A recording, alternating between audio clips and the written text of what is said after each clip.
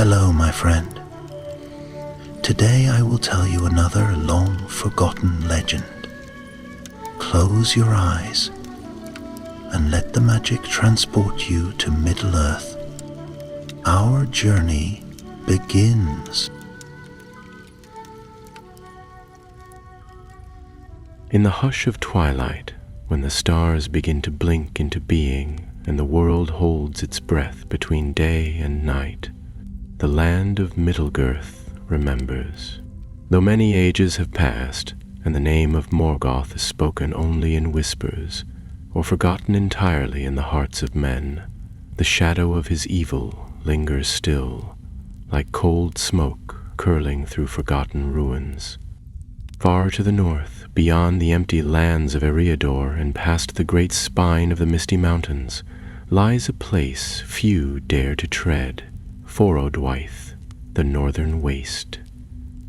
It is a bitter land of snow and silence, where winds scream like lost spirits and the sun dares not linger. It was here, so the legends say, that a remnant of Morgoth's power stirred once more. But the tale does not begin in Forodwaith. It begins in the green hills of the North Downs, under a grey sky, in a quiet glade, where a young ranger named Ilarion stood over the body of a fallen orc. The creature lay still, a black arrow buried in its side, its gnarled hand clutching something strange, a bundle wrapped in old brittle leather. Ilarion knelt, his cloak rustling like dry leaves. He was no great hero, not yet. A watchful Dunedain of the north, he carried the blood of Numenor in his veins and the wisdom of many generations in his sharp gray eyes. But more than anything, he carried a restless heart. It had led him far from the safety of the rangers' outposts, chasing rumors that no one else would heed. He unwrapped the bundle and found a scroll, yellowed and inked in a hand long dead. The script was in Quenya ancient Elvish, and though faded, it was still legible to one of his blood. As he read, the wind in the trees seemed to still, and the shadows thickened. 7 there were, forged in secret flame, hidden from the sight of man and Maya. Lest the dark be rekindled, in fire they were shaped, in fire they must end. Seek not the secrets of Morgoth, lest you awaken what sleeps below. Beneath the poem was a map, half-burned, marked with strange runes and sigils, tracing a broken path from Forodwaith to the far eastern hills of Eredluin. Places thought abandoned, cursed, or lost. Ilarion's heart pounded. He had heard tales of coarse, old fireside stories about Morgoth's hidden treasures, artifacts made before his fall, each imbued with some shard of his vast malice. Most thought them myths, but here, in his hand, was something real. He rose, silent as the mist, and looked to the north. That night, beneath the stars, Ilarion made his choice. He would follow the map. Word spread slowly among the rangers. Quiet murmurs of strange sightings, of shadows moving in the far north, of dark speech heard in the wind. Ilarion sought out those who might aid him, though few would come. The war against Sauron had left many weary, and even whispers of Morgoth stirred dread in the hearts of the wise. Yet 4 answered his call. First came Halrond, a grizzled dwarf from the Iron Hills, stout as a stone pillar and twice as stubborn. He had fought in the War of the Ring and had lost a brother in the Battle of Dale. Halrond had no love for darkness, and the thought of Morgoth's poison leaking back into the world stirred his wrath. Next was Lariel, a young elf of Rivendell, quiet and fleet-footed, with a gaze like moonlight on still water. She had studied the ancient histories and spoke languages long thought dead. It was she who confirmed the scroll's authenticity, and who knew what it might mean should the relics fall into evil hands. Third was Barin, a man of Gondor, once a captain in the White City. Tall, proud, and grim, he had lost his sword brothers in the siege of Minas Tirith. He came not for glory, but because he feared the growing silence in the east. Rumors that something ancient had awakened, and that foul banners had been seen in the wastelands. And lastly, there was Nimriel, a wanderer whose past was shrouded in secrecy. Cloaked in deep green and bearing a staff of twisted ashwood, she claimed descent from the Druid Ain, the wild men of the forest. Whether truth or tale, none could deny her uncanny sense for danger, or the strange songs she sang in the dark. So 5 they were, bound not by crown or coin, but by a single truth. If the secrets of Morgoth were real, they must be found and destroyed before others found them first. Their journey began in early spring, when the snows melted just enough to make the northern passes passable. They traveled swiftly, following the fated paths etched on the ancient map, crossing forgotten trails and ruined watchtowers where only ghosts kept vigil. For days they rode through wind and sleet until the land turned barren and cruel. The green gave way to gray rock and frozen earth. Trees vanished, replaced by icy ridges that clawed at the sky like broken spears. In Forodwaith, the cold was not simply weather. It was a presence, a breathless, choking thing that pressed against them at every turn. Wolves watched from the ridges, and once they glimpsed a great shadow gliding across the moon, a fell beast, riderless, circling high above. But worse than the cold or the beasts was the silence. It was not the silence of peace, but of something waiting, as if the land itself remembered what once stirred beneath its roots and trembled at its return. One night, as they camped in a hollow of ice, Nimriel woke with a cry. Her staff lay glowing faintly beside her, and her breath came in sharp gasps. "Bales are near," she whispered. "Something is moving below the ice." They listened, and after a long moment they heard it too. A low, distant grinding, like stone against stone. Then silence again. Elarion tightened his grip on his sword. They had crossed into a forgotten place, and the secrets were stirring. They broke camp before the first hint of dawn, the cold biting at their cloaks and creeping into their boots. No one spoke much that morning. The sound they had heard in the night, distant, ancient, and unnatural, hung over them like a shadow. Even Halrond, who normally grumbled and cursed the weather with relentless cheer, walked in silence, his axe resting heavy on his back and his eyes scanning the ice-crusted rocks around them.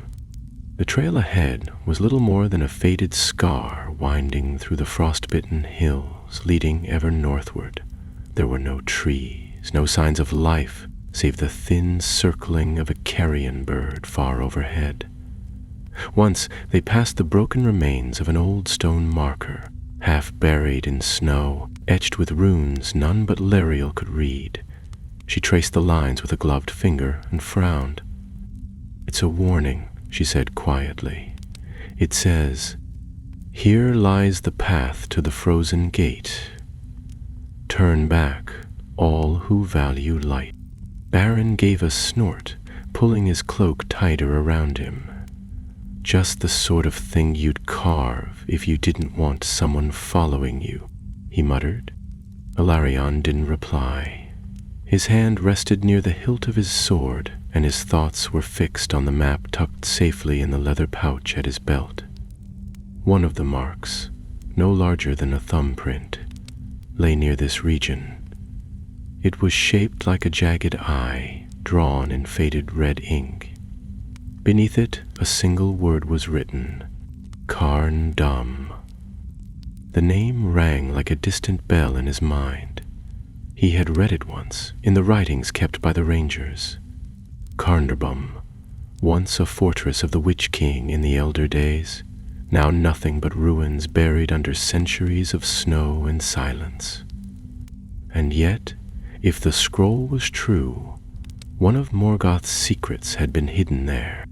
They pressed on through the gray morning, the wind rising steadily until it howled between the crags like some ancient beast. Snow began to fall, light at first, then thick and heavy, draping the rocks and their cloaks alike in white. By midday they had reached the crest of a rise and stood gazing down at a long, shallow valley. At its far end, nestled like a wound in the earth, lay the ruins, Carndrum. What remained of it looked less like a fortress and more like the bones of a giant creature left to rot. Half-fallen towers jutted from the snow like broken teeth. Arches leaned at impossible angles, blackened by fire or time. Most of the structure had collapsed inward, forming a jagged depression surrounded by cliffs and buried stone. A dark fog hung low over the center, clinging to the stones with unnatural weight. No birds flew here. No tracks led down the slope. The valley was deathly still. Ilarion felt the hair on the back of his neck rise. "We'll go in at dusk," he said quietly. "Lariel, you and I will scout the left flank. Halron, Baron, take the right. Nimril, watch the ridge. If anything stirs, give the signal." No one argued. The plan was sound. Still, as they began the slow descent into the valley, each felt a prickling unease they could not name. The snow muffled their steps, and the silence grew deeper with every stride. When Ilarion and Lariel reached the crumbled archway of what must once have been the outer gate, he held up a hand and knelt to inspect the ground. Something glittered beneath the snow. He brushed it aside and found a shard of metal, blackened and twisted, but unmistakably part of a blade, not old enough to be from the Witch King's time. Someone had been here recently. Lariel's fingers tightened on her bow. "We're not alone," she whispered. They slipped inside the remains of the keep, moving like shadows between frost-cracked pillars. The cold was deeper here, not natural but heavy, as if the stones themselves remembered suffering and clung to it. They found traces of movement, disturbed snow, scuff marks on the old floor, and once, a broken lantern with oil still wet in its basin. Then came the sound. It was faint, but it echoed off the stones, chanting, low and guttural, rising and falling in a rhythm that chilled the blood. Ilarion signaled for silence and followed the sound toward the center of the ruin. Through a narrow fissure in a broken wall, they saw them. There were 6 figures in black robes, huddled around a stone slab marked with sigils that pulsed faintly with red light. One of the figures raised a curved dagger high and shouted in a language Ilarion didn't recognize. The stone flared, and then something rose from beneath it. A sphere, dark and gleaming, emerged slowly from the slab, held aloft by unseen force. It was veined with silver and fire, and its surface shimmered with symbols that shifted too quickly to follow. The relic pulsed once, and the robed figures fell to their knees. Lariel gripped Ilarion's arm. "That's one of them. One of the secrets." Before he could speak, a horn blast shattered the silence from across the valley. Nimril's signal. The figures scattered, some drawing blades, others retreating into the shadows. Ilarion drew his sword and charged, Lariel close behind. Behind them, Halrond and Baron came crashing through the rubble from the opposite side. Steel rang against steel. One of the cultists lunged at Ilarion, only to fall with a cry as Lariel's arrow struck his shoulder. Another darted toward the relic, but Halron barreled into him with a roar, knocking the man cold with a swing of his axe. Barin reached the stone slab first and grasped the sphere. His eyes widened and he staggered back, the relic pulsing wildly in his hands. "Drop it," Nimriel shouted from the ridge. "It's not meant for mortal hands." But Barin didn't drop it. His grip tightened, and for a moment his eyes turned dark, clouded like a storm over sea. Then, with a groan, he dropped the relic onto the slab. The ground trembled. A wind screamed through the ruins, and the fog above them began to spin into a vortex of light and shadow. Ilarion sheathed his sword and grabbed the sphere. The instant he touched it, a voice rang in his mind, low, cruel, and ancient, speaking in a tongue older than the mountains. He wrenched his hand away and stepped back, heart pounding. "We can't keep this," he said. "We have to destroy it." Lariel was pale. "We don't even know how." The relic shimmered and began to sink once more into the slab, but this time it left behind a mark. 7 symbols carved into the stone, glowing faintly with golden fire.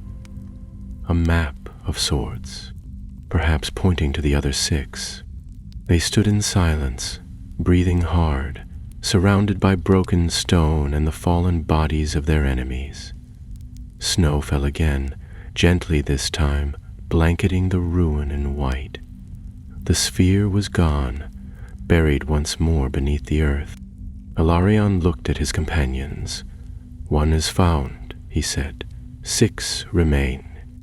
And in the darkness beyond the ruin, a pair of unseen eyes watched them go. The snowstorm worsened as they left Carndum behind, forcing them to take shelter in a narrow ravine just south of the ruins. The wind howled like wolves through the crags, and even Howrond, whose beard was thick with frost and whose shoulders bore snow like a mantle, grumbled more than usual as he helped build a barrier of stones to block the worst of the gale. A small fire crackled beneath an overhang of ice, casting long flickering shadows across their tired faces. No one spoke for a while. They sat close, warming their hands and listening to the moan of the wind. Ilarion stared at the flickering flame, remembering the relic and the voice he had heard when he touched it. It hadn't spoken in any tongue he knew, and yet he had understood it, each word like a knife of cold iron in his mind. Lariel had noticed his unease and sat beside him, handing him a water skin without a word. He drank gratefully, though the taste of fear lingered on his tongue. "I've seen magic like that before," Lariel said quietly, not looking at him. "During the war, in Dol Guldur, there were things buried beneath that fortress, things not even Galadriel dared awaken." Ilarion nodded. This was worse. Whatever that relic was, it was still alive, or something inside it was. Nimriel looked up from her place near the fire. She had been silent for most of the journey, but now her voice carried clearly through the cold. Relics like that are more than just objects. They're vessels.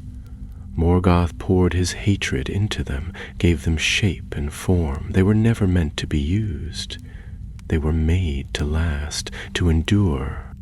Arin sat opposite her, his eyes dark beneath the hood of his cloak. Then why hide them?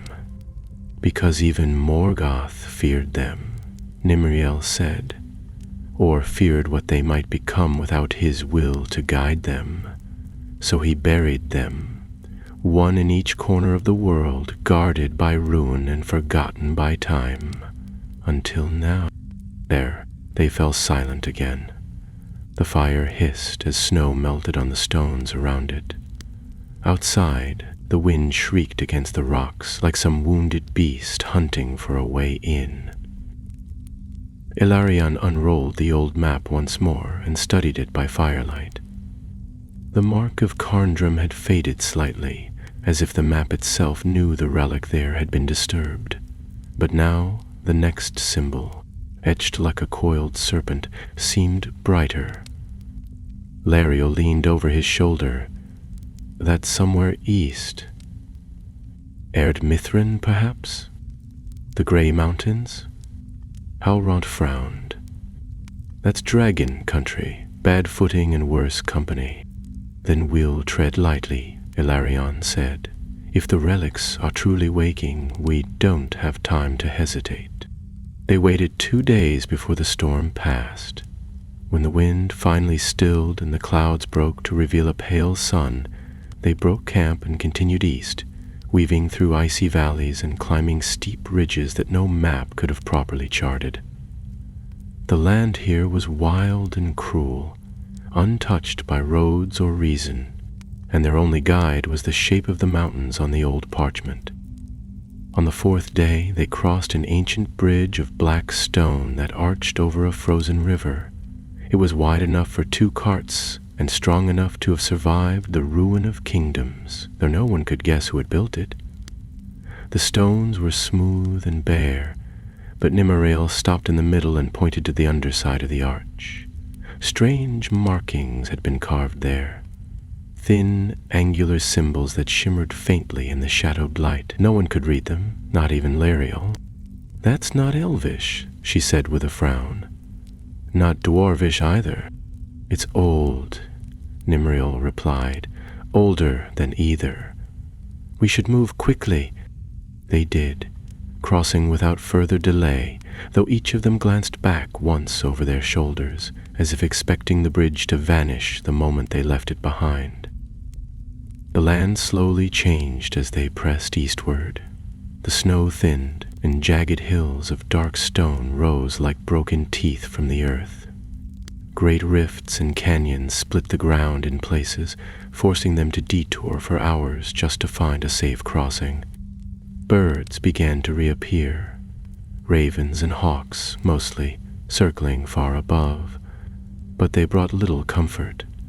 Once Baron spotted a strange light on the horizon, a flicker of red that vanished the moment he pointed it out. The others saw nothing, but they all kept their weapons closer after that. By the end of the week, they reached the foothills of the arid Mithrin.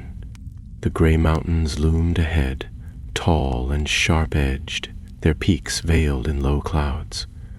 The map's second mark lay somewhere beyond the nearest ridge, in a place known to the dwarves as Skarhald, which Halrond explained was once a mining outpost long abandoned after a string of mysterious disappearances. Ilarion narrowed his eyes. "Disappearances?"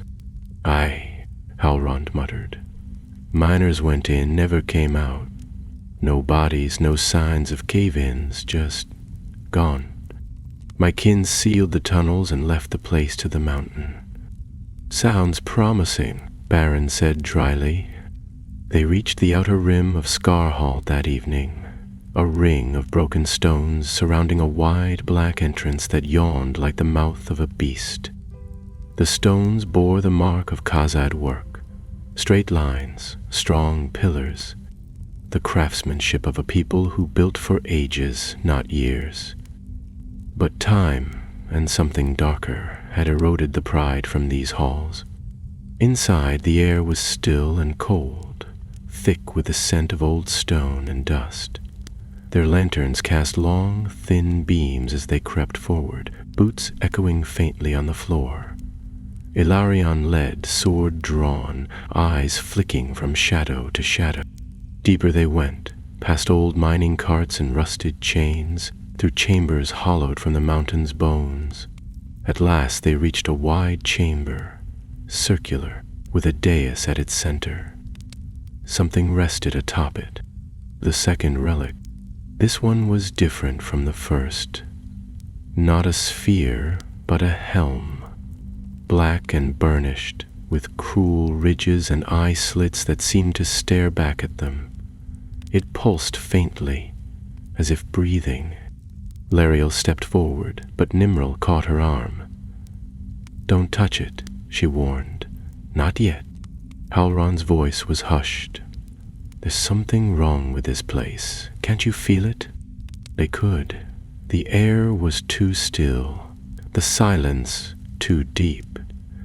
And then, from the far end of the chamber, something moved. Figure stepped from the shadows. It wore a cloak of dust and ash, and though its face was hidden beneath a hood, its presence was unmistakable. Cold, heavy, and ancient. More shapes followed behind it, silent and slow. Ilarion counted 6. All robed, all watching. One of them stepped forward, and in a voice like dead leaves said, "You should not have come." The Fellowship of 5 stood frozen, blades half drawn, the relic glinting between them and the gathering darkness. The chamber held its breath. Then the light of Nimriel's staff flared, white and bright as the moon, and the battle began. The chamber erupted into chaos as Nimriel's staff ignited with brilliant white light.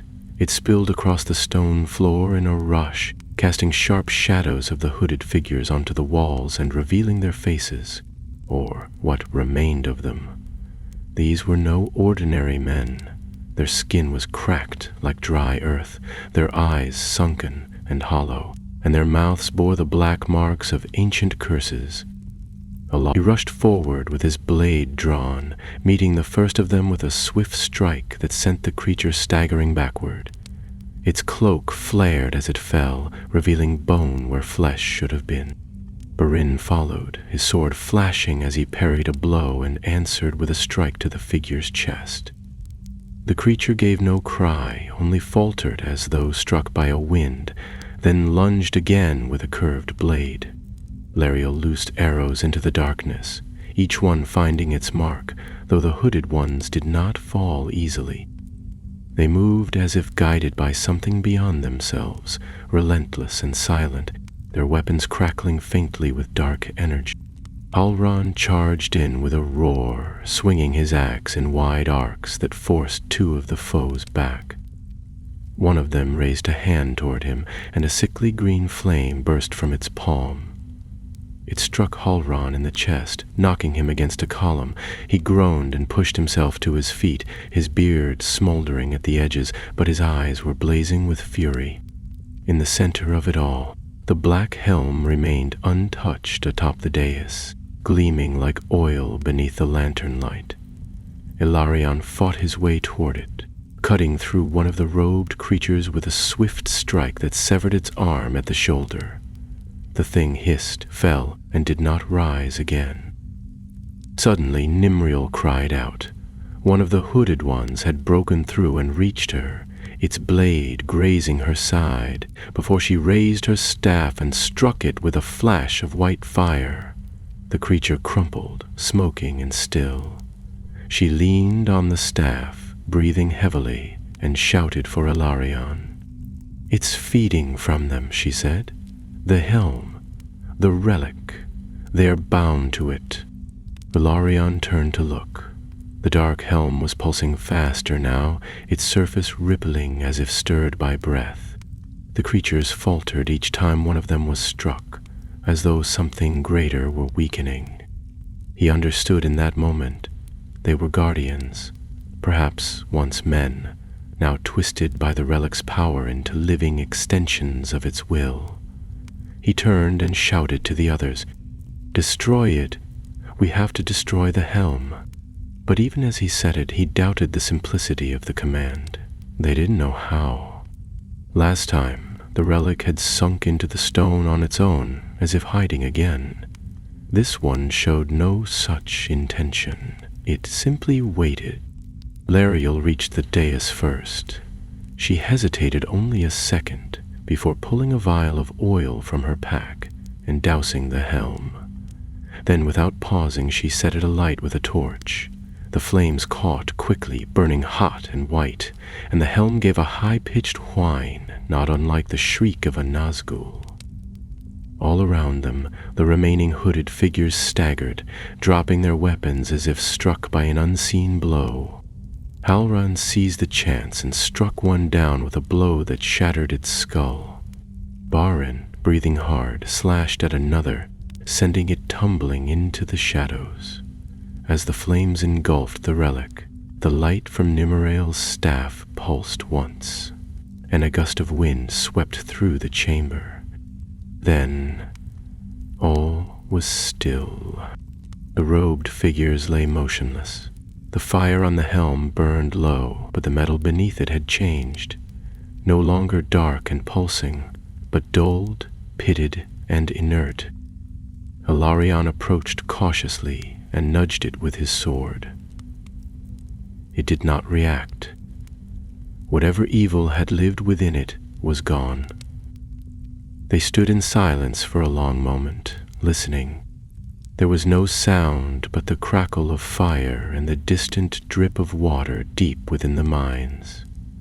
Then Lariel broke the stillness. "That's two," she said, her voice steady but weary. "Two destroyed." Barin lowered his sword and looked around the ruined chamber. "If they were guarding it, there'll be more like them for each relic. Maybe worse," Halron muttered, his breath still ragged. "This one nearly cooked me." Miriel had wrapped a cloth around her side where blood still seeped slowly. She didn't complain, but her skin was pale and her brow slick with sweat. Ilarion offered a hand to steady her, and she accepted it with a faint nod. "I saw something," she said after a moment, "when the helm was burning. A vision, a mountain of smoke, and beneath it fire and iron. I think the next relic is near Thangorodrim." Ilarion's eyes narrowed. "The mountains where Angband once stood." She nodded. "The roots of the Dark Throne, it makes sense." Halrond made a noise halfway between a sigh and a groan. "That's deep into the northwestern wilds. What's left there but ash and ghosts?" "Exactly," Barin said. "A perfect place to hide another secret." They left Skarhald the next morning, after sealing the chamber behind them. Halrond insisted on setting charges in the narrow passage leading to the dais, ancient dwarvish powder that he packed and set with grim care. When they emerged into daylight again, he struck a stone and cast the spark behind them. The earth rumbled, and the mountain groaned as the passage collapsed in a cloud of dust and snow. "No one else is getting in," he said simply, brushing his hands together. Their path now led south, along the high ridges of the gray mountains and through passes unused since the time of the dragons. Though the relic was gone, they felt no lighter. If anything, the burden had deepened. The marks on the map had grown clearer. 4 more symbols were now visible where once there had been only outlines. One in the east, near the Sea of Rune. One in the south, close to the Ashen Wastes. Another near the old forest of Tower Nufwin. And the next, near the ruins of Angband, the fortress of Morgoth, buried beneath the roots of the world. For days they traveled, avoiding the eyes of wandering beasts and the sharp wings of scouts that passed overhead. Men, or worse, they could not tell. One night, as they camped in a glade of old stone and thorn, Nimriel stirred from her bedroll and stood looking into the tree. "There's someone following us," she said softly. Ilarion was instantly alert. "How many?" "Just one," she replied, "but they're good at hiding, better than most." Halrond picked up his axe. "Another servant of the cult?" But Nimriel shook her head. "I don't think so." That night passed without further sign. But the next evening, as they made camp again on the edge of a steep ravine, Ilarion laid a trap. Small stones arranged across the trail to give warning, and a thin line of thread across the path behind them. In the deep hours of the night, just before the moon reached its peak, the stones shifted. He rose without a sound hand on the hilt of his sword. From the trees, a figure emerged, cloaked in furs, face hidden beneath a hood, bow lowered at their side. They stepped into the clearing and raised one hand, palm out, as if in peace. "I mean no harm," said the stranger, a young woman's voice, calm and clear. "But I think we're after the same thing." Ilarion didn't lower his sword. "Who are you?" The stranger pulled back her hood, revealing sharp eyes and hair the color of storm clouds. She looked worn from travel, but something in her stance spoke of strength and training. "My name is Vaelwyn," she said. "I've been hunting the Sons of the Shadow for a long time, and if you're going where I think you're going, you'll need help." The fire crackled quietly between them as the company gathered around. The mountains loomed behind them, and the trail ahead twisted into lands even darker than the ones they had already crossed. The path to Angband lay open, but they were no longer alone. The morning that followed Vaelwyn's arrival was cloaked in mist, the trees standing like pale sentinels as the company broke their fast in wary silence.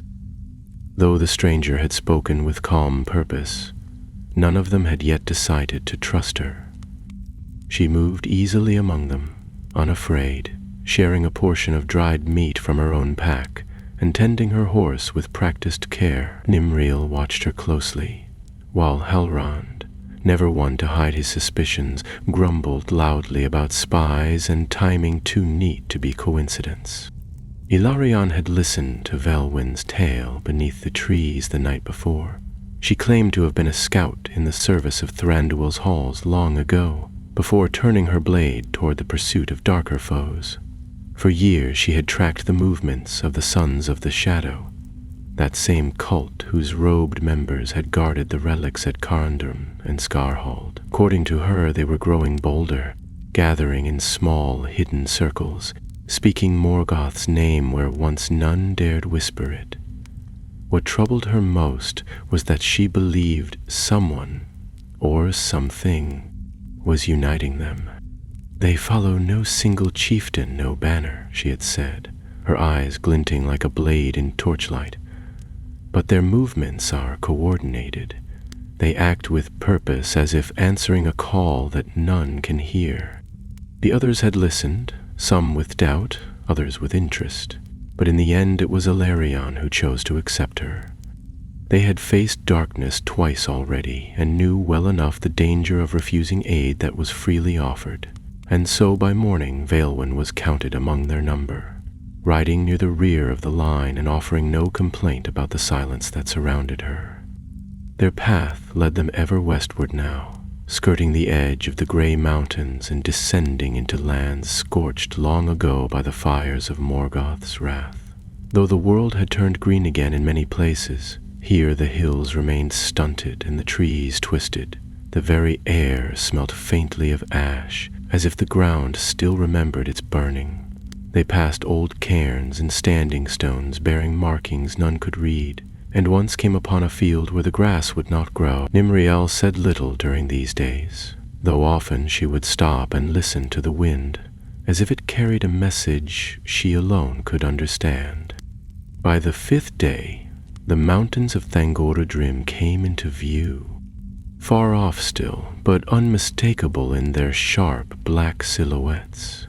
Once they had been great volcanoes, towering above the fortress of Angband, where Morgoth ruled in the First Age.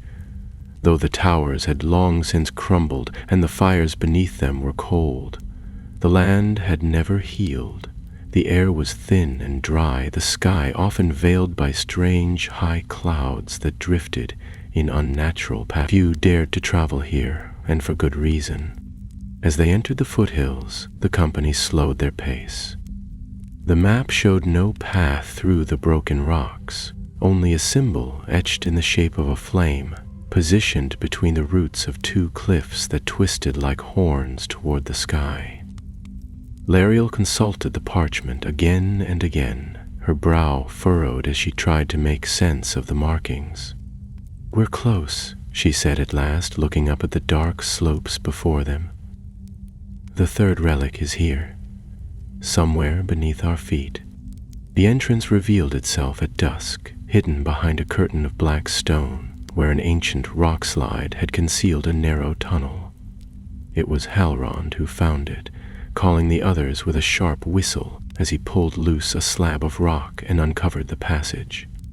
The air that rushed out smelled of dust and old iron, and the walls within bore deep claw marks that no beast of the present age could have made. They lit their lanterns and descended one by one, the passage sloping steeply into the earth. The floor was slick with old soot, and now and then the walls seemed to pulse with heat, though no fire burned within. After nearly an hour of descent, the tunnel widened into a vast cavern. Here the ceilings soared out of sight, and the floor was littered with bones, some ancient, some disturbingly fresh. Vaewyn knelt beside one and turned it gently in her hands. "This is no animal," she said grimly. "This was a man, and not long dead." Lariel moved ahead, lantern raised high, and gasped. In the center of the cavern stood a statue, massive, humanoid, and bound in chains that had once glowed with runes. Its face was featureless, but its hands were outstretched, and resting in its palms was a long iron rod, capped at either end with burning coals that did not flicker. It hovered above the stone, pulsing with a dull orange glow. Nimriel stepped back at once. "That's it, the relic." Elarion approached slowly. The closer he drew, the more he felt the weight of the thing pressing down on him, as if the very air around it had thickened. The rod hummed faintly, and beneath the hum there was something deeper. A heartbeat, slow and thunderous. He reached out his hand, not to touch it, but to sense the power it held. At once, visions flooded his mind, flames engulfing a city, towers crumbling into ash, a figure clad in dark armor raising the rod high as fire rained from the sky. He staggered back with a cry, and the images vanished. The others rushed forward, but he waved them off, breath coming fast. "It's not just a weapon," he said, voice shaking. "It's a memory. It remembers destruction." Varen stepped beside him, hand on his hilt.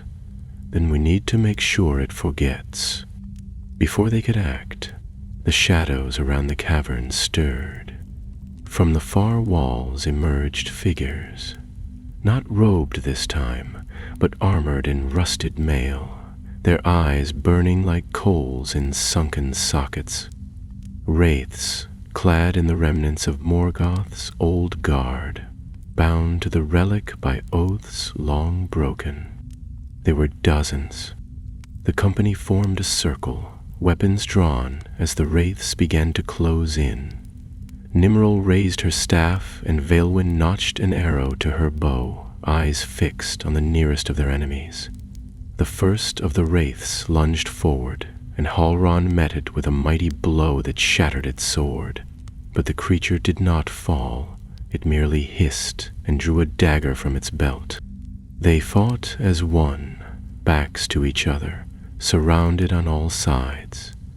Lariel's arrows flew swift and true, and Beren moved with the precision of an old soldier, cutting down two foes in rapid succession.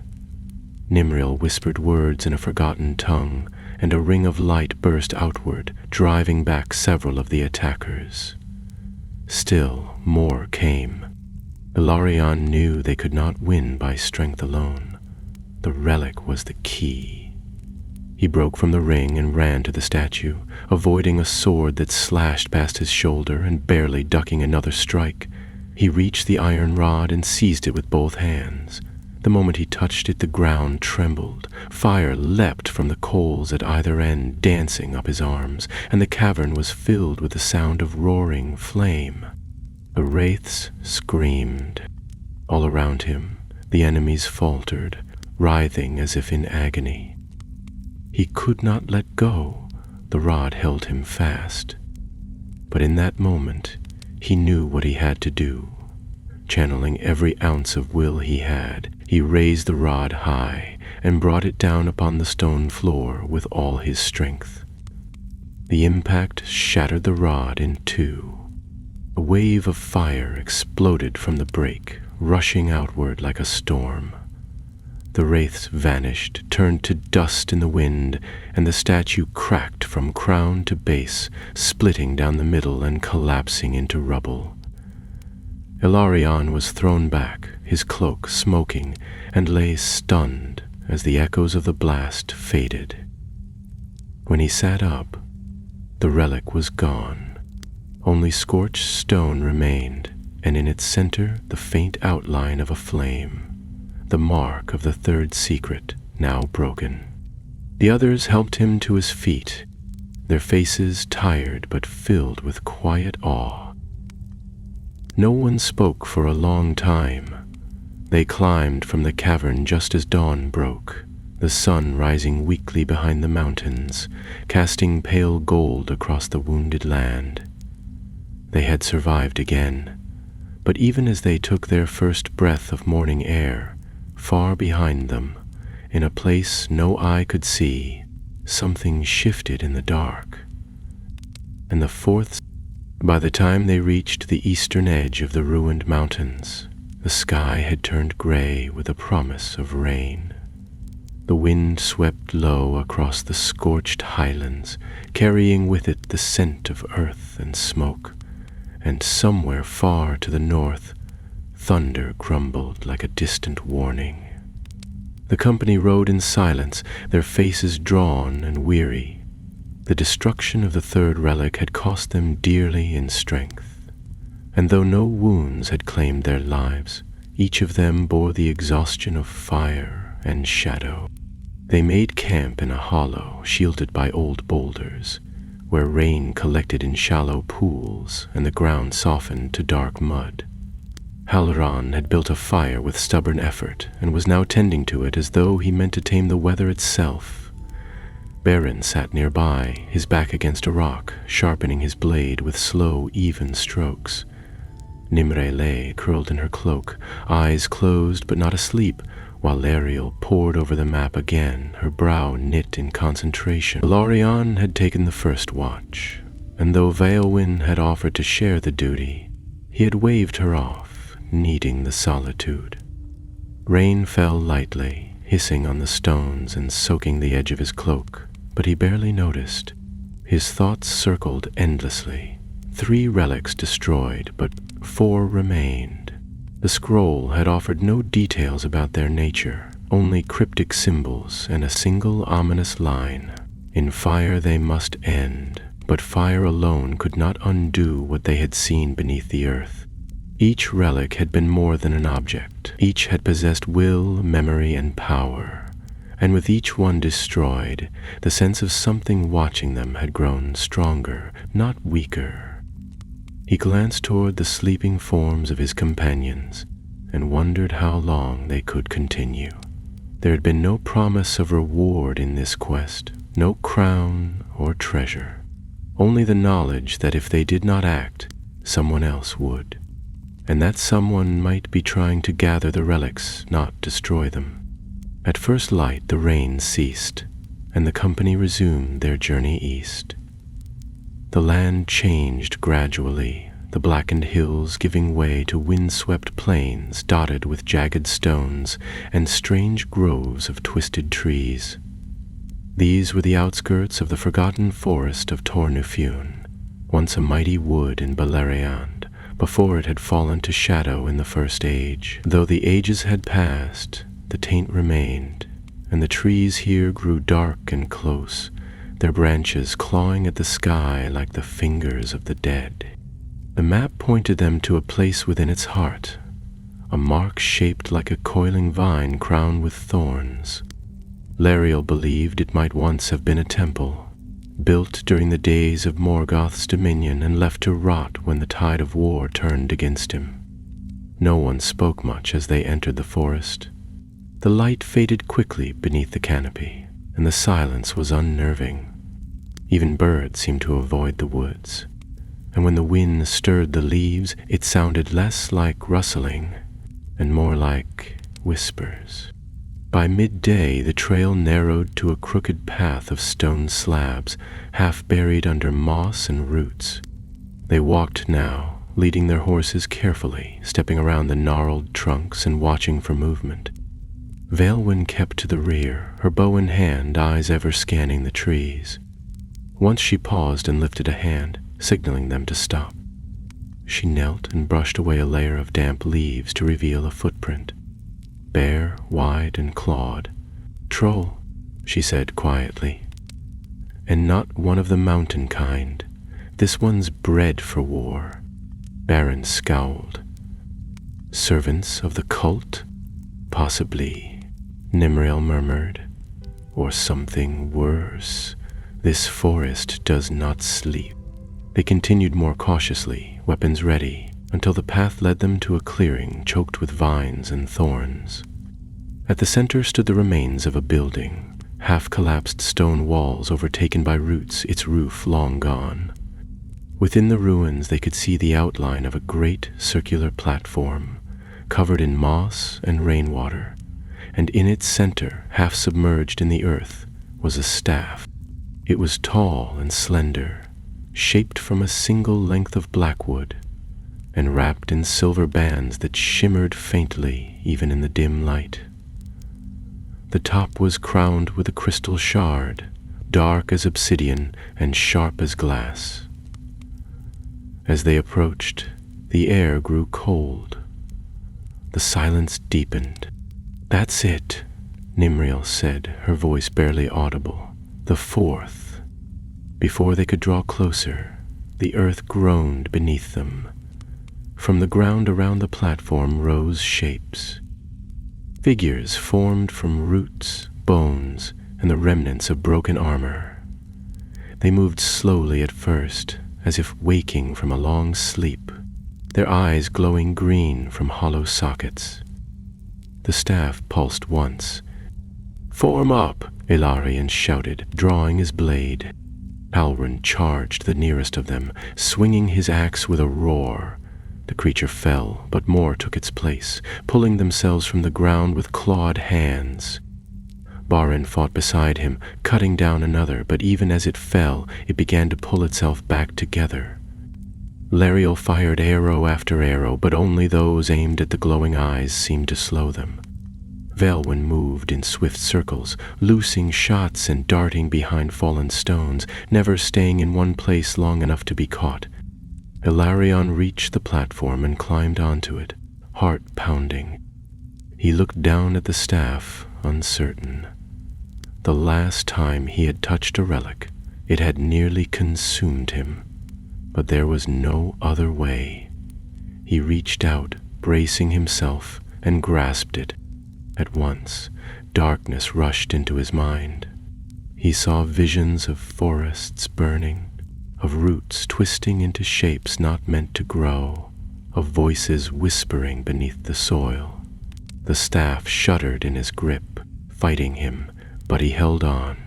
Through the haze of shadows, he remembered Nimriel's words. In fire they must end. He turned, shouting, "Lariel, fire!" She hesitated, then reached into her pack and drew out one of the few remaining flasks of oil. With practiced hands, she lit the fuse and hurled it toward the platform.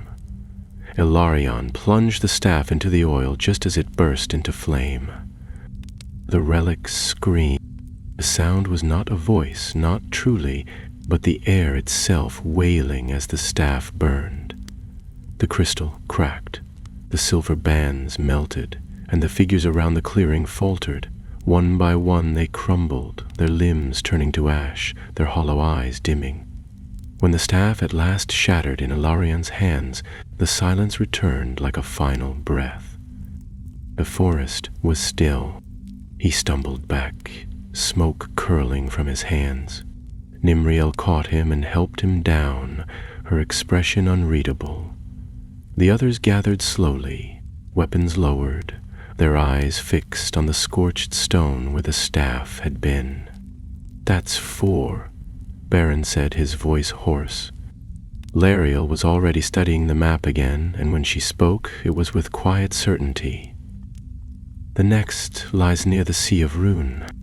East," Vaelin said. "That's where the cult is strongest, if they've reached the relic before us." Ilarion shook his head. "Then we'll take it from them." They made no camp in Torna Flynn. By silent agreement, they left the forest before nightfall, riding hard until the twisted trees were far behind. They did not speak of what they had seen, or what might yet be watching them from the shadows, but they rode faster and with heavier hearts. For with every relic they destroyed, the map grew clearer, the path more certain, and far across the land, in a forgotten temple hidden near the shores of the Sea of Rune, the 5th secret waited. Already stirring in the hands of those who would use it, the road to Rune was long and unwelcoming. For days they traveled across wide plains that stretched to the horizon like a sea of wind-blown grass, broken only by low hills and scattered ruins that stood like forgotten bone. The land here was strange and old, far from the watchful reach of the west, and in every village or trading post they passed, the people met them with wary eyes and silent nods. Though none spoke openly of the darkness gathering in the east, fear lived behind every closed door and every shuttered window. The company rode quietly, each lost in thought. The forest had unsettled them all, even Halrond, who had seen his share of horrors beneath the mountains, the twisted guardians, the staff's dreadful song, the unnatural silence that followed. They left an imprint on the soul that could not be brushed off like ash. Ilarion carried the weight of it more heavily than the rest, though he said little. He could still feel the staff's resistance in his bones, as though a piece of it had clung to him. Nimriel, too, had grown more withdrawn. She spoke to no one during the first few nights after they left the woods, spending hours alone on watch, whispering into the wind in the old tongue of her people. Vaelin kept pace beside her when she could, offering quiet companionship without questions, while Lariel and Barin turned their attention to the map, trying to measure the distance to the sea and the temple marked by a sharp spiral. It lay near a place known as Olgarad, a forgotten fortress from the time of the Easterling Wars, long thought to be buried beneath the sands. They reached the outer lands of Rune on the 12th day, crossing the dry banks of the Keldwin and entering a region of rolling red earth and wide salt flats that gleamed in the sun like old mirrors. Here the wind came off the inland sea, hot and metallic, and the stars above at night seemed larger, closer, as though watching from just beyond the clouds. The Sea of Rune lay not far ahead, a vast inland ocean bordered by stone cliffs and ancient ports that had crumbled into dust. At the edge of the salt flats, they found signs of life again. A caravan had passed through recently, large, well-armed, and moving with purpose. Vaelin examined the tracks carefully, then crouched beside a shallow fire pit where embers still smoldered. "Not merchants," she said. "Too many horses, too little cargo. These are riders, military trained. They went south toward the cliffs." Baron frowned as he adjusted the grip on his sword. "The or allies," Vaelin replied. "Either way, they know where they're going." The company pressed on, moving swiftly through the red hills. The land dipped sharply as they neared the sea, revealing a wide basin veiled in dust and mist. Below them lay the ruins of Olgarad, half buried in rock and sand. What had once been a fortress now resembled a skeleton, its towers shattered, its gates broken, and its stones scorched black by ages of sun and salt. They made camp that night on a ridge above the ruins, where they could watch for movement and plan their descent. Ilarion stood with Lariel, scanning the broken walls below. "If the relic's already in their hands," he said, "we may be too late." Lariel shook her head. "The relics don't move easily. They resist those who take them, even those who mean to use them. If the cult found it, they may not have mastered it yet. Then we need to strike before they do," Ilarion replied. Under cover of darkness, they crept down the slope. The air was thick with dust and the scent of old stone. They moved silently, slipping through ruined archways and across crumbling battlements until they reached the inner courtyard. There, beneath the broken dome of what must once have been the fortress chapel, they found it, the fifth relic. It stood upon an altar of black marble, untouched by time, a mirror, tall as a man, framed in a ring of iron shaped like serpents biting their own tails. Its surface was utterly black, not reflective, but absorbing. It was not glass, but something older and deeper, and when they drew near it pulsed faintly, like the skin of deep water. They were not alone. From the shadows behind the columns emerged cloaked figures, their faces covered, their robes dyed in the deep crimson of dried blood. There were more than a dozen of them, and they moved with silent discipline, surrounding the company in a ring of blades and shadow. At their center stood a tall figure in black armor, his helm crowned with twisted horns. "You have come far," the figure said, his voice dry as sand.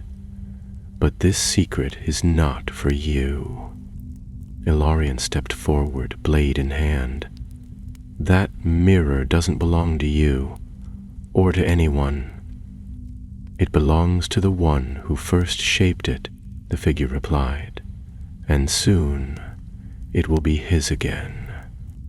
Without warning, the battle began. Baron surged forward, clashing with two of the cultists at once, while Halron waded into the fray with his axe, sending robed bodies tumbling. Lariel loosed arrow after arrow, each one finding its mark, while Veilwind darted between columns, her blades flashing in the firelight. Nimriel raised her staff and shouted a single word, sending a burst of wind into the crowd that scattered several enemies like leaves. Ilarion fought his way toward the mirror.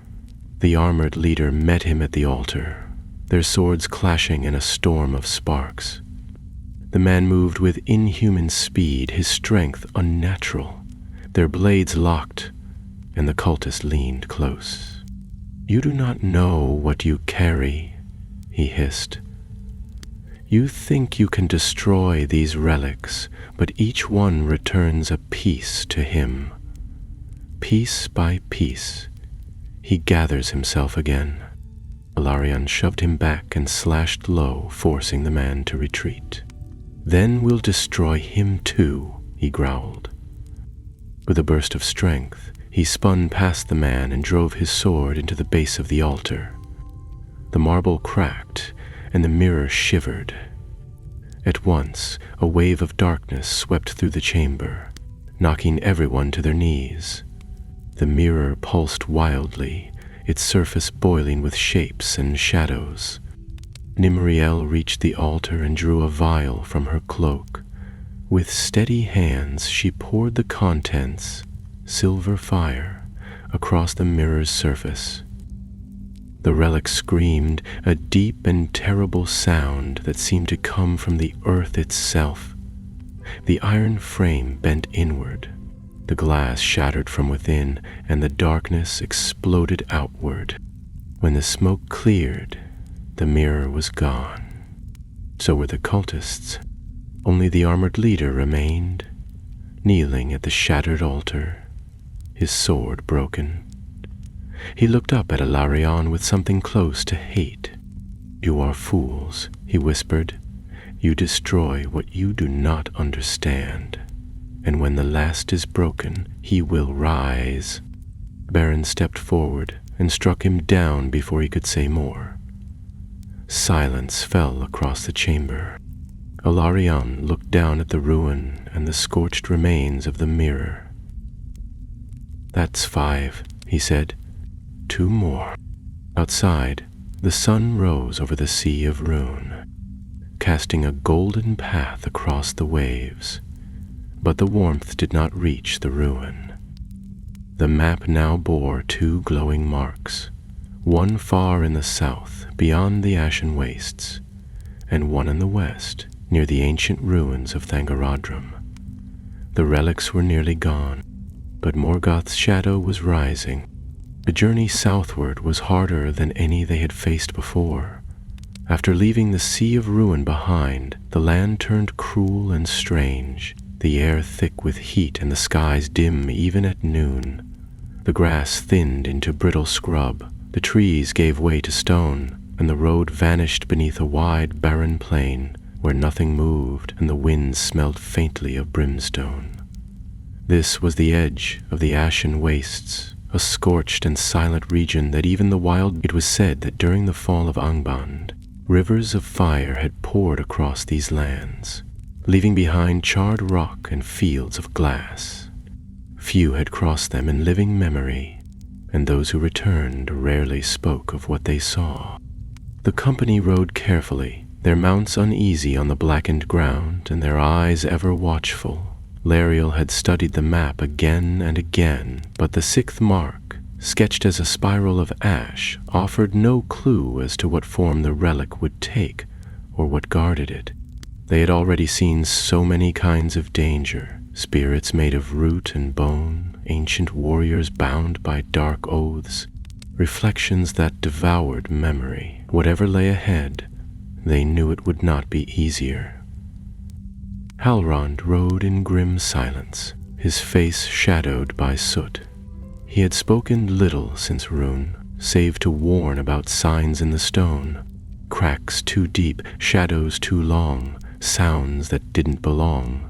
Nimriel kept to herself, always alert, her staff now wrapped in a strip of dark silk, as though to keep something in or out. Alarion noticed how often she flinched at nothing, as if she felt things the rest of them couldn't.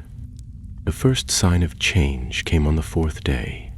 As the sun sank red and low behind the horizon, they came upon a ridge that overlooked a wide basin, circular and perfect, carved into the earth like a bowl of obsidian.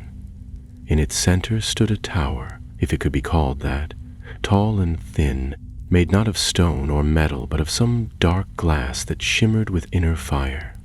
No door marked its base, no path led to it. It simply stood, waiting, like a needle in the heart of the world.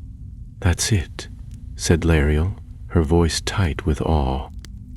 "That's where the relic is." Beren frowned, shielding his eyes against the glare. "Doesn't look like there's a way in." "There will be," Nimriel said quietly, and began walking. They followed her down the slope, the ground crunching beneath their boots. No grass grew here, and even the dust clung to them with a strange, oily weight. As they reached the edge of the basin, the wind died completely. Alarion felt it at once. Not silence, but a kind of pressure, as if sound itself had been pressed out of the air. When they stepped onto the black glass that formed the basin's floor, it echoed beneath them, not with footsteps, but with whispers, faint and overlapping, like hundreds of voices trapped just beneath the surface. Halron reached for his axe, but Nimril stopped him. "Don't. It hears that." As they approached the tower slowly, each step making the whispering louder, Alarion moved at the front, eyes fixed on the dark spire until he saw it. An opening that hadn't been there a moment before, a narrow crack just wide enough to pass through. He hesitated, then stepped inside. The air within the tower was cold and dry, like the inside of a tomb. The walls pulsed faintly, the glass seeming to breathe. They climbed a winding ramp that spiraled upward without visible support, and the higher they went, the heavier their limbs became, as if the tower itself were testing their strength. By the time they reached the top, they were breathing hard, their legs aching, sweat clinging to their necks. The final chamber was circular, windowless, and utterly silent. In its center floated the relic, a pendant, black and narrow, hanging in the air without chain or hook. It turned slowly, glinting with inner fire, and the moment Ilarion looked at it, he saw something move behind his eyes, a flicker of memory, a vision, himself standing on a field of dead stars, with fire on his hands and a shadow stretching out from his feet. He tore his gaze away, stumbling back, and Lariel caught his arm. "What did you see?" she asked. "Something that hasn't happened, or something that might." Vailwyn stepped forward slowly, eyes narrowed. "It's not just a relic. It's a key." "To what?" Baron asked. "A place," Nimriel said, her voice faint. "To someone." Before they could speak further, the pendant flashed. A wave of force knocked them all to the ground. The tower trembled. The floor turned hot beneath them, and out of the dark glass rose shapes. Humanoid, but not solid, made of smoke and fire. Their eyes burned white, their limbs long and sharp. They didn't scream, they didn't speak. They simply attacked. Barine was on his feet first, sword drawn, slashing through the nearest of the flame creatures, but his blade passed through it like wind. Lariel fired arrows that burst into smoke the moment they struck. Halron swung wildly, forcing one back, but even his axe could not cut what had no form. "We can't fight them!" Valwyn shouted, ducking beneath a searing strike. "We have to destroy the relic!" Ilarion ran for the pendant, but the air around it was thick and heavy. The closer he got, the slower he moved, as if time itself had thickened. The shadows closed in behind him, but Nimriel raised her staff and chanted words that echoed through the tower, pushing the creatures back with a wave of blinding light.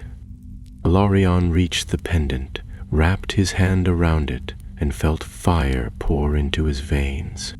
He saw again the vision, his reflection in the glass, changed, crowned in flame, with a voice not his own rising in his throat. It whispered promises, it spoke of power, it begged him not to let go. He tightened his grip, stepped forward, and drove the pendant against the wall of the tower. The impact shattered the relic. The tower exploded with light, and the floor beneath them cracked. The glass melted into smoke. The whispering vanished, and the fire creatures vanished like mist. The company collapsed in the ruin, the tower disintegrating around them. As they stumbled out into the light, coughing and burned, they saw the spire crumble behind them, falling into the basin like a dying flame. The sixth was destroyed. They made camp far from the ruin beneath a sky filled with ash. No one spoke that night. Even the stars seemed distant and strange. When Ilarion finally slept, he dreamed of a throne rising from beneath the earth, black as night, with 7 steps leading up to it, and a shadow seated above, faceless but watching. They were close now. Only one remained. The wind shifted after they left the ashen wastes. It no longer smelled of fire and stone, but of distant rain and the dry scent of high mountain air. The map, now worn soft at the edges and stained by fire, water, and blood, showed the final mark glowing faintly, an angular symbol drawn at the very edge of the western mountains, deep in the broken remnants of Thangorodrim, the place where Morgoth's fortress, Angband, had once stood. The land around it was cursed.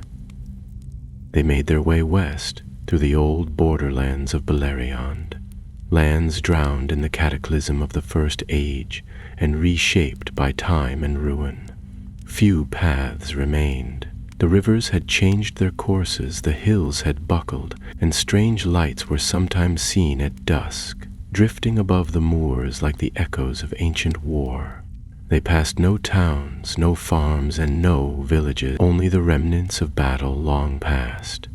Broken swords half buried in the dirt, fallen banners faded to gray, and stones etched with names long forgotten. Lariel walked beside Ilarion more often now. She had said little since the tower fell, but he could feel the worry growing in her. They all felt it. They had broken 6 relics, each one growing more powerful, more twisted than the last. And every time they succeeded, the shadow pressing in from the edges of the world seemed to grow stronger, not weaker. As if, in trying to destroy Morgoth's lingering power, they had disturbed something deeper, something waiting. By the time they reached the lower slopes of Thangorodrim, the sky had darkened to a sullen gray, though no clouds passed above. The peaks ahead jutted like claws into the heavens, their sides scarred and hollowed by fire that had long since died but left its mark forever.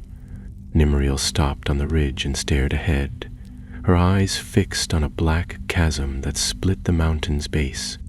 "That's where it ends," she said. "The 7th is in the ruins of Angband, beneath the roots of the world." Halloran spat into the dust. "Then let's be done with it." They descended slowly, the rocks shifting underfoot and the wind shrieking like a wounded beast through the canyons. As they approached the chasm, the earth trembled beneath them. Not a great quake, but a long, slow rumble that passed beneath their boots like something stirring in its sleep. The entrance to Angband was not marked by gate or arch, but a narrow fissure between 2 sheer cliffs, so dark that their lanterns flickered as they approached. Veilwyn frowned, testing her bowstring. "I don't like this. It's too quiet." Baron nodded grimly.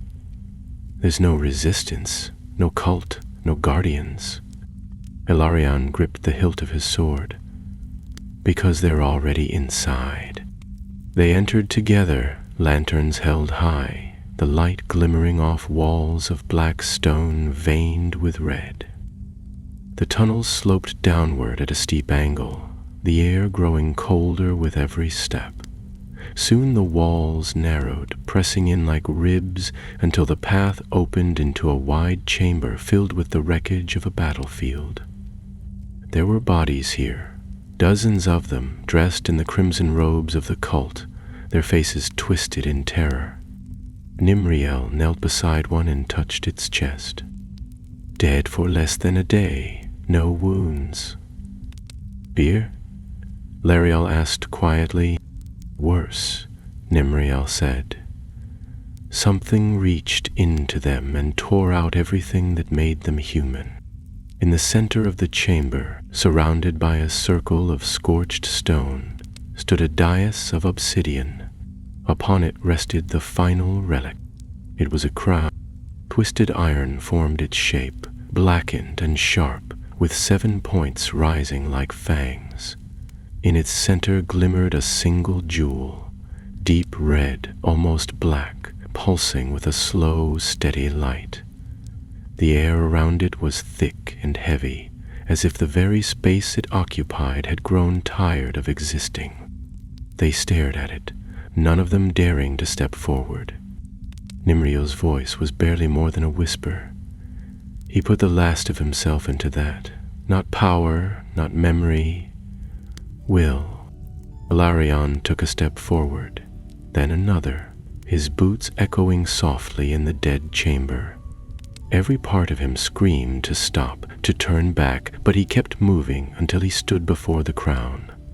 He could feel it, not just in his hands or in his bones, but inside his thoughts, as if the crown had already reached out and begun sifting through his mind. Then the chamber shook, not just the walls or the floor, but the air itself. Light exploded around the crown, and from the shadows behind the dais rose a figure. It was tall and lean, draped in black armor that shimmered with heat, its face hidden behind a helm of burning iron. The room grew colder, darker, and a voice spoke, not from the figure's mouth, but from the crown itself. "Destroy me, and he will rise." The figure moved, fast and silent, sword drawn in a single fluid motion. Beren met him with a roar, blade crashing against blade, sparks flying. Halron charged from the right, but the figure turned with impossible speed and sent him sprawling with a blast of heat. Lariel fired, her arrows snapping in mid-air as they struck the figure's armor. Ilarion seized the crown. The moment he touched it, the world changed. He stood in darkness, not the absence of light, but the presence of something else, something ancient and endless. Before him stood a throne of obsidian, and upon it sat a figure cloaked in shadow. Its eyes burned like coals, its voice was thunder. "Break the crown, and you will break the seal. I will be free again." "You are already trying to escape," Ilarion said, forcing the words from his mouth. "I do not try. I wait. You bring me closer with every strike, every fire. You cannot destroy what has no end." Ilarion looked down. In his hands the crown had begun to melt. "I won't let you return. You already have." He fell backward, out of the vision, back into the chamber. The figure still fought the others, sword clashing with Barin's, flames swirling around Nimral's staff. Ilarion turned and raised the crown high, shouting to the others, "Stand clear." They broke away. He threw the crown against the dais, and Nimriel sent a bolt of white fire after it. The crown shattered. The chamber exploded in light and shadow. The figure screamed, a long, unnatural sound that filled their bones with cold. And then it vanished, torn apart by the force of the blast. The ground cracked beneath their feet, and the walls began to collapse. They ran. Stones fell around them, the path shaking violently, dust blinding their way. They burst out into the night just as the entrance to Angband sealed behind them, with a roar like thunder. The mountain was still again. They collapsed on the rocks, coughing and bruised, but alive. The relic was gone, all 7 were gone, and with them the last pieces of Morgoth's will. Ilarion sat in silence, staring at the stars. He didn't feel relief, not yet, because somewhere, deep in the world, something had shifted, and the silence was not victory, not yet. They did not speak for a long time after the fall of Angband. The 7 relics were gone, the echoes of their power broken and scattered, but the weight that had pressed upon their shoulders for so many weeks did not lift. The air was clear now, the sky open above them, and yet the company sat in silence upon the slope of the ruined mountain, each caught in thoughts they could not name and emotions they did not yet understand. Ilarion sat apart from the others, his cloak pulled tightly around him, his gaze fixed on the stars. He had expected relief. Instead, he felt as though he stood at the edge of something far larger than the task they had completed. In destroying the relics, they had stirred something ancient and wide-reaching, something that had not died when Morgoth fell, but had only been buried, like a smoldering ember beneath the earth. Lariel joined him after a while, sitting beside him with a sigh and pulling her knees close to her chest. She didn't speak at first, but her presence was calming, familiar. When she finally did speak, her voice was low and thoughtful. "I don't think it's over." "I know," Ilarion replied. She turned to look at him, her brow furrowed. "Do you think we did the right thing?" He didn't answer at once. He remembered the visions, the voice in the crown, the warnings that breaking the relics would bring about something worse. But he also remembered the people they had saved, the cultists who had perished trying to harness that power, the lands already scarred by the presence of those objects. He drew in a long breath and let it out slowly. Yes, even if it wasn't enough, it was necessary. Halron, Beren, Vaelwyn, and Nimriel gathered around the fire not far away, their faces drawn but alert. Halrond had managed to cook something over the flames, a stew of dried meat and wild root, but no one seemed especially hungry. Nimriel had unwrapped her staff, running her fingers along the carved wood, her eyes distant. Ilarion noticed how her expression had changed since the destruction of the crown. She looked older somehow, more tired, as if she had given up something unseen. The next day they began their descent, no longer bound to the map or to the mission that had led them so far. They rode slowly through the highlands, crossing through valleys littered with the wreckage of the old world. They passed crumbled fortresses half swallowed by the earth, trees growing through courtyards that had once echoed with marching feet, and rivers that glittered with veins of silver in the morning sun. It was a strange beauty. Wounded, yes, but still breathing. As they reached the lower slopes, they came upon a small village built at the edge of a forest, its houses simple but strong. The people there had heard whispers of war and strange happenings, but knew nothing of the relics or the shadow that had stirred in the north. They welcomed the travelers with wary kindness, and for a time the company rested. Ilarion helped mend fences and carry water from the well, while Barin trained the local watch in swordwork and patrol formation.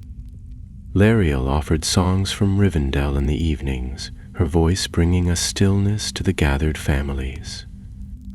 Halrond, after grumbling about the beds being too soft, set about repairing the village smithy, grumbling all the while but clearly enjoying the work. Nimriel rarely came into the village itself, preferring the quiet of the nearby forest, and Vaelwyn often went with her, the two of them moving like wind and shadow beneath the trees. It was during one of these quiet evenings, nearly a fortnight after they had arrived, that a rider appeared. The man wore the armor of Gondor, though dusty and travel-worn, and bore the seal of the steward's court. He came bearing a message, not a summons, but a request. Word had reached Minas Tirith of strange gatherings in the east, of a figure in black armor sighted near the ruins of Nargothrond, and of old names spoken again in the dark places of the world. The steward had asked that those who had recently dealt with the relics be summoned, not for judgment, but for counsel. Ilarion read the letter by firelight, his fingers tightening on the parchment as he recognized the tone beneath the formal language. They had done what no others could have done. But something had slipped through, some echo of Morgoth's will that had not perished with the crown.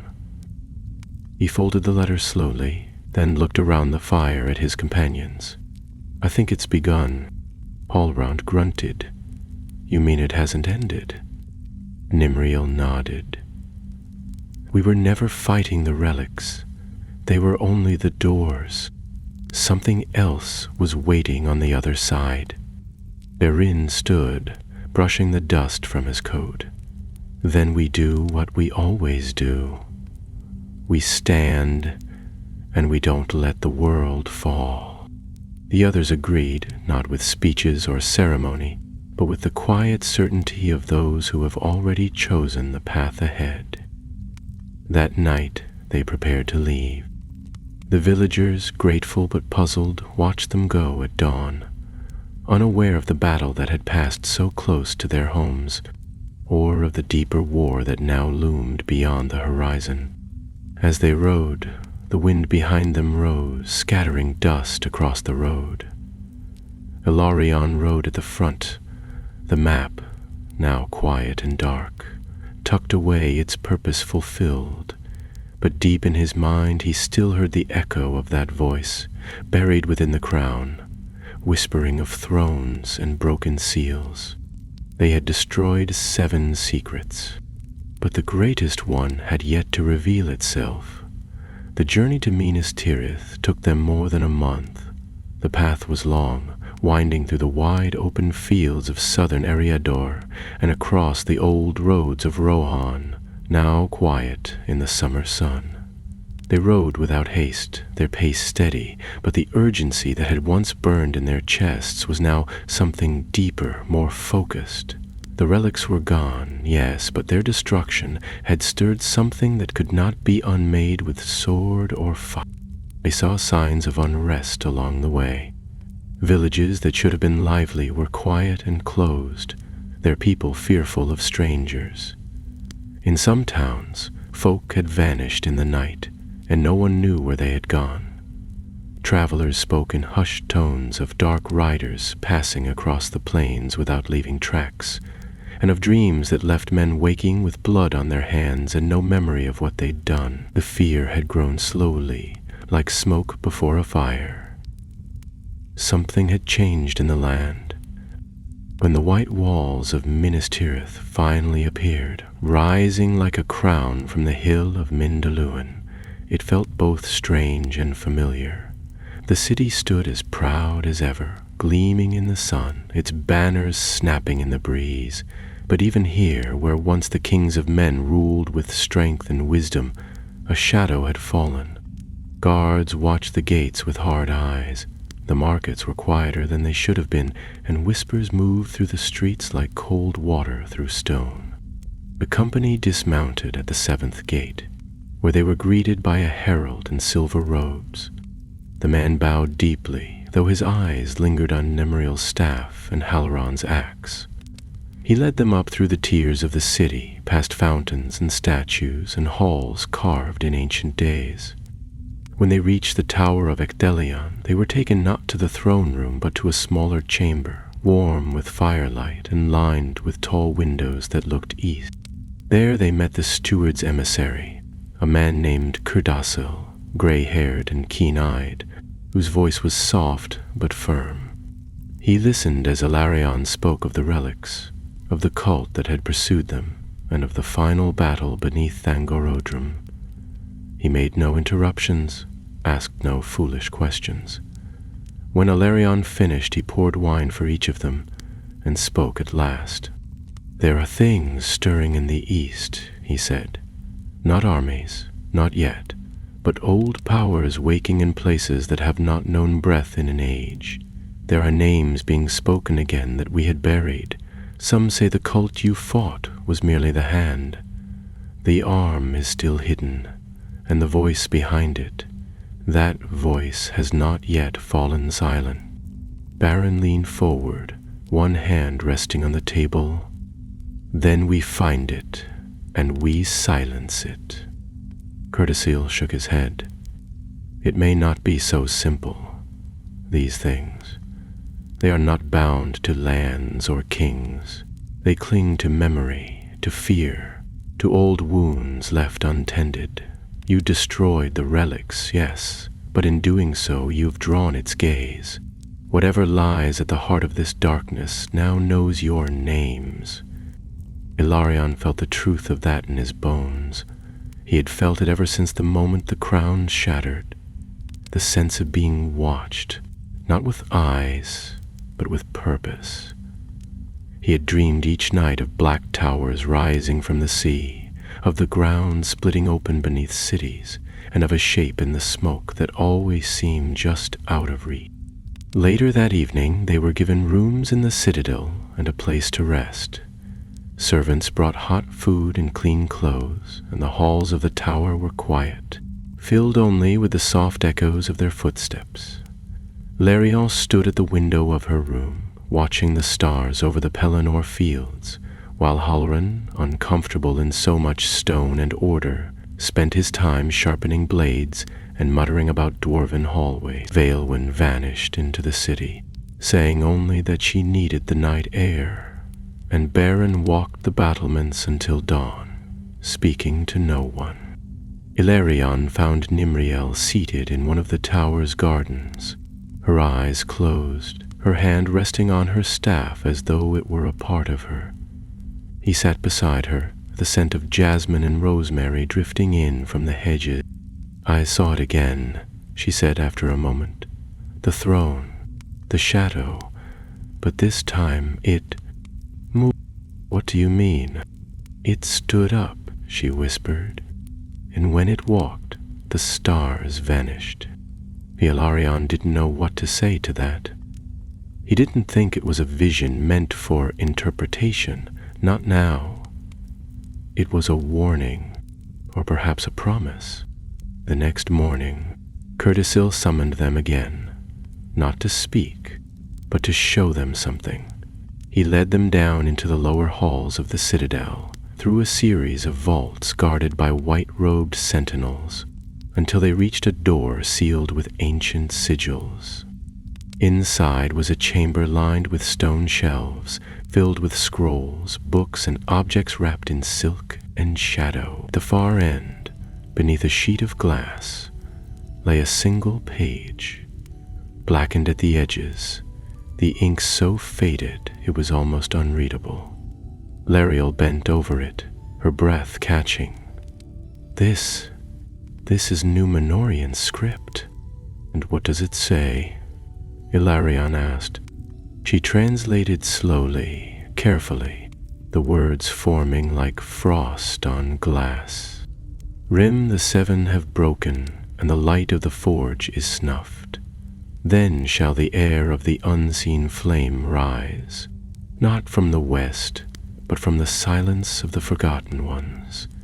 He shall not wear the crown, but be it, not speak the name, but be it, and his coming shall mark the binding of the world to shadow." Halron scratched his beard. "That sounds unpleasant." Beren's expression darkened. "It means we've woken something that was never meant to wake." Inerol reached out, placing a hand on the glass above the page. "And now it's looking for a vessel." Cerdaisil nodded gravely. "That's what we fear, that someone somewhere is being prepared.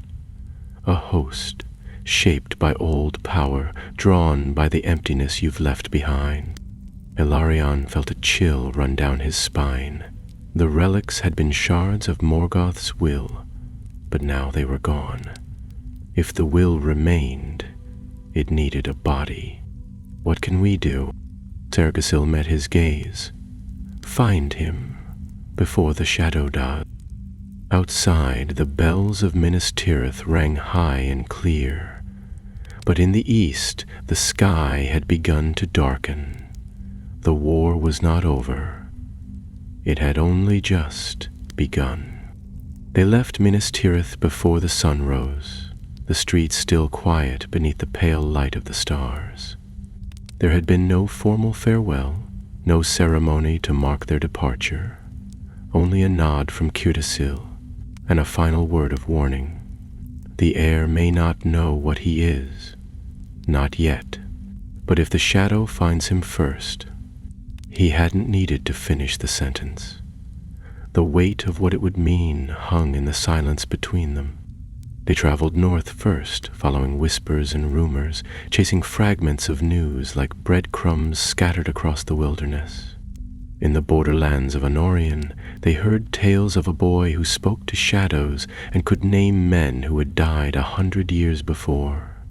In the ruined lands near Amon Arab, a trader claimed to have seen a girl touch the ashes of a battlefield and speak in the voice of a dead king. But none of these paths led to what they were seeking. Weeks passed. The land grew colder and the leaves began to fall. They moved east into lands that had once been ruled by Rune, passing through forests that no longer had names and across rivers whose waters flowed dark even in daylight. They slept little. They spoke less. Even Halron seemed quieter now, his usual complaints dulled by something heavier than weariness. Lariel studied every old ruin they passed, searching for patterns or traces of ancient magic. Garin kept the watch at night. All was silent, all was alert. Nimriel's dreams grew darker, and though she did not share them with the others, the change in her was plain. She spoke less and listened more, as if expecting the wind to bring her an answer. At last, it was Vailwyn who brought news that changed their course. In a town built against the cliffs of Dorwinion, she returned from a tavern with her hood low and her voice urgent. "There's a boy," she said. 14, maybe 15, no name, no family. He arrived last month and hasn't spoken a word since. But strange things happen when he's near. Animals go quiet, fires burn blue, and people forget things. Small things at first, then more. Entire days, lost, whole names. They left that very night, following a narrow trail along the cliffside until they reached the village, little more than a cluster of stone houses and an old tower that overlooked the wine-dark lake. The boy lived in the tower, taken in by a kind-hearted widow who believed he was simply touched by some grief he could not name. The townspeople avoided him now. Some feared him. Others simply forgot he existed the moment they turned away. He stood at the edge of the tower when they arrived, staring out across the lake, his hair dark and unkempt, his clothes worn from travel. He turned when Ilarion approached, his eyes a strange pale gray that seemed to reflect the world rather than reveal his thoughts. He didn't speak. He didn't need to. Ilarion felt it the moment he stood before him. The boy was empty, not hollow, but waiting, as if something immense and ancient was poised just beyond the veil of his soul, searching for a way in. "Do you know who you are?" Ilarion asked gently. The boy shook his head. Lariel stepped forward slowly, her voice careful. "Have you ever touched something that wasn't there? Heard something no one else could?" The boy hesitated, then nodded once. "Have you ever spoken a word you didn't know?" Nimriel added softly. Again he nodded. There was a long silence. Then Baron spoke, his voice low and steady. "He's the vessel." Ilarion nodded. "And he doesn't know it." They stayed in the village for 3 days, not to question the boy, not to test him, but to watch and listen. They spoke to those who remembered him and those who didn't. They traced his path backward, finding no name, no family, no history. It was as if he had stepped out of the shadow itself, but he was not evil. That much was clear. He was frightened, isolated, and whatever power stirred within him, he hadn't asked for it. On the 4th day, the sky darkened, not with clouds, but with shadow, deep and sudden, as if the sun had blinked. The lake stilled, the wind died, and from the north came a sound unlike any they had heard before. Not a scream, not a horn, something older. A note struck deep beneath the world, vibrating through stone and soul alike. The boy collapsed. Ilarion caught him before he hit the ground, his skin cold, his breath shallow. The others formed a circle around him, weapons drawn. Nimril knelt beside the boy, placing her hand on his chest. Her face went pale. Carefully, "You've found him," she said. "It's coming." The sky opened. From the hills beyond the village rose a shape, a column of darkness, swirling upward like smoke made solid. Within it, the silhouette of a man, tall and crowned in shadow, eyes burning like twin suns. Not Morgoth, no. This was not the Dark Lord of old. This was his echo, his intention, his will made flesh through the boy who had unknowingly drawn him. The villagers screamed and fled. The company stood their ground. Ilarion drew his sword. We end this now. The battle that followed would never be recorded in any book, for no bard could name the spells cast or the swords that clashed in that hour. Nimriel summoned fire older than trees. Lariel's arrows sang through shadow. Halron's axe struck with the weight of mountains. Vailwyn moved like wind, cutting faster than light, and Barin fought with grim silence, shielding the boy with every breath. But it was Ilarion who faced the shape. Steel clashed with shadow, and still he stood.